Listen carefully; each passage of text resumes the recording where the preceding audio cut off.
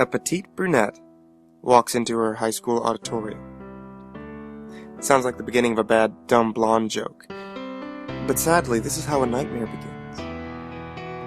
Of course, not a dream in which you wake up shaken with cold sweat beaded on your body, but a nightmare that you can never wake up from. One that you wish was just a bad dream. Let me explain. Our brunette friend, named Melody, walks in with a large smile on her face. She felt very good today. She had gotten up extra early just to make sure she looked good for her first day of freshman year. Her large frame was covered with a long cream dress and gold jewelry. She felt very confident and was ecstatic to meet some new people. Melody was quiet, timid, and fearful after years of torment in her home and in school. Since she had just moved to a new town, she hoped that things would change, and she would be allowed freedom from her torture. Melody had only taken 3 steps into the gym when she was greeted by a handsome-looking boy. He said hello and asked her about herself. Melody talked about her move confidently, grinning the whole time. They finished their conversation and went their different ways. After almost skipping to a seat, she sat down. "You know, I look just like you." Melody immediately turned around and met face to face with a yellow-eyed girl. Her eyes were so familiar. Melody's jaw dropped. She let a small tear fall to the floor. Memories flooded her mind. One day after school, Melody was walking out of the building when greasy hands grabbed her. Fear swam throughout her veins. The next thing she knew, Melody was on the cold floor of the boys' locker room. Disoriented and scared, Melody slowly sat up, just in time to meet eye level with her attackers. It was 2 boys from her history class. They always made fun of her because of her eyes and her weight. And yet, there they were, about to rape her. The first boy started laughing uncontrollably. He apparently wasn't taking his crime very seriously, unlike the second man. The second had a grim face. It was full of thought and malice, but the most memorable feature were his eyes. They were demonic yellow, with pain dancing through them. She wanted to scream, but she was so hypnotized by his soulless eyes that she forgot how to speak. Minutes passed when the stern boy finally talked. "Your fat ass is here because we want you to know your place in this world. Toilet trash. People should only piss and shit on you." His face broke into an anger-filled smile. Melody started to sob, quietly. The second boy unzipped his pants when Melody cried out, "Please, don't! I promise, I won't say anything." The second boy frowned and violently slapped her and said in a stern voice, "You don't even deserve to be touched." Melody cringed at the scarring words.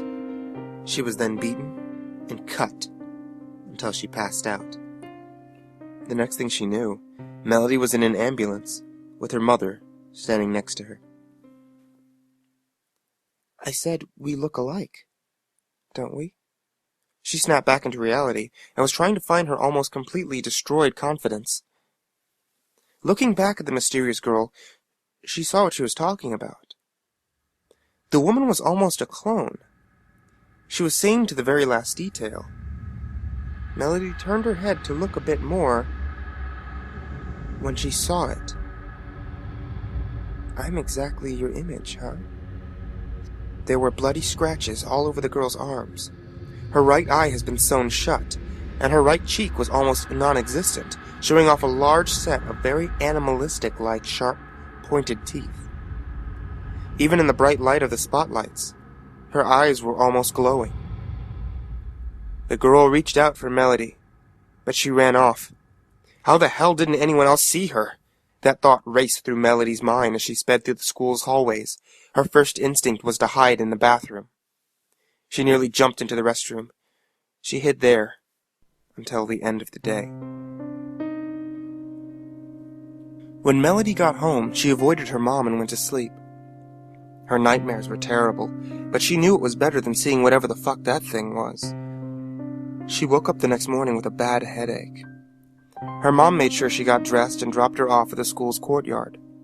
Fearful, Melody cautiously lapped the outside of the small building. Something caught the corner of her eye, a bully picking on some girl. He was making rude remarks and grabbing at her. Fear gave way to rage. A cold breeze blew on the back of Melody's neck. "Even your thoughts are similar to mine," a small voice whispered in her ear. Melody jumped and immediately turned around. There she was, face to face again with the creature of her nightmares. But before she could run, the thing grabbed her shoulder with her left hand and showed her a sharp kitchen knife with the other. Melody froze like a statue. "I don't think we had a chance to meet in a civil manner. My name is Mel. I'm your friend, your guardian angel." Mel laughed and smiled, showing off her sharp teeth. "Let me get more comfortable." With one swift move, Mel changed into a long black shadow. Her matching hair still visible. Her grin grew larger.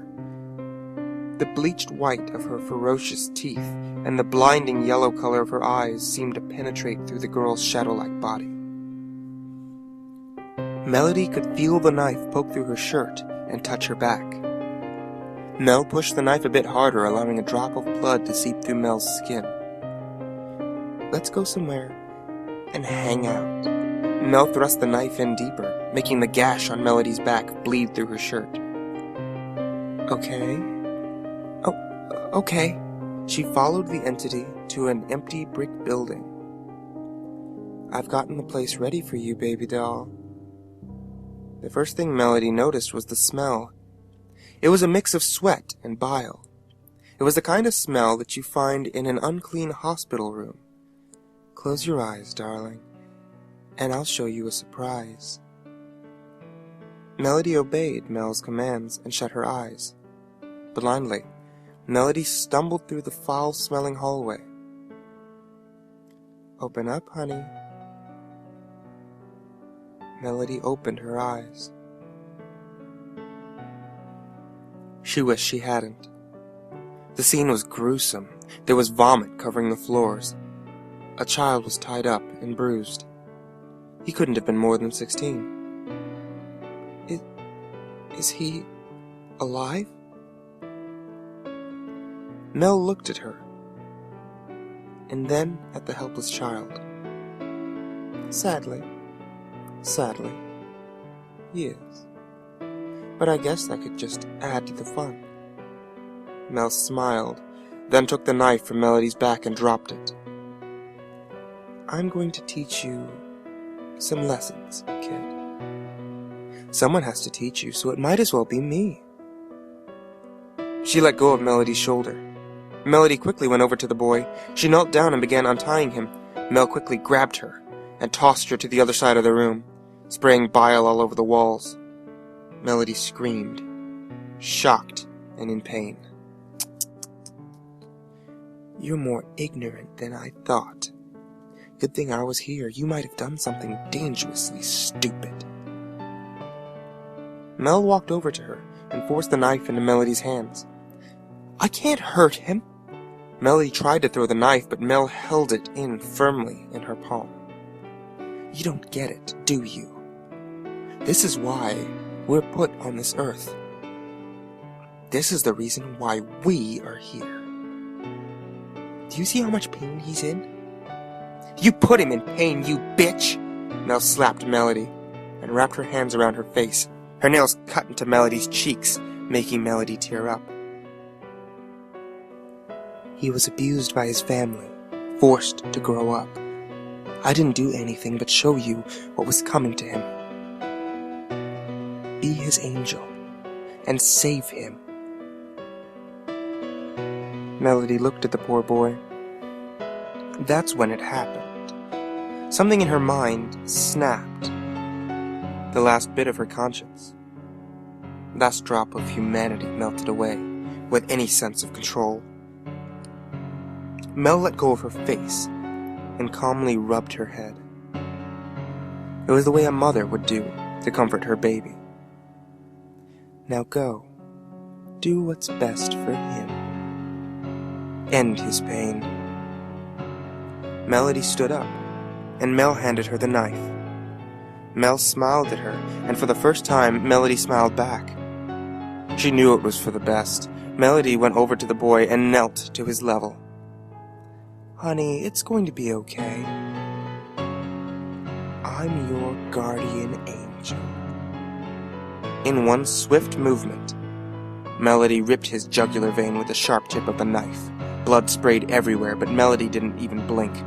Her face was frozen in a sick grin. She turned to Mel for approval, and Mel smiled, giving her a bloody thumbs up.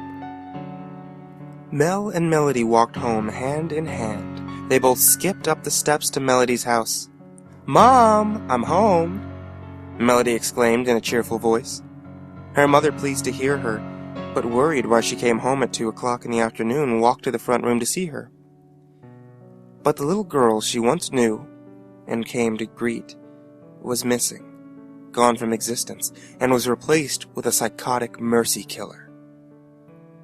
Melody's mom stopped dead in her tracks. There stood her daughter, hair clotted and covered with this rusty liquid. But before she could say a word, something moved in the corner of her eye. It was her daughter's shadow. I can feel your mommy's fear. I smell her depression. She misses your dear old daddy. Melody, my sweet, it's time to free her. Melody, are you okay? Are you hurt? Melody smiled, and in a calm voice replied, I'm fine, Mommy. But you're not. Don't worry, Mommy, I'll help you. I'll be your little angel.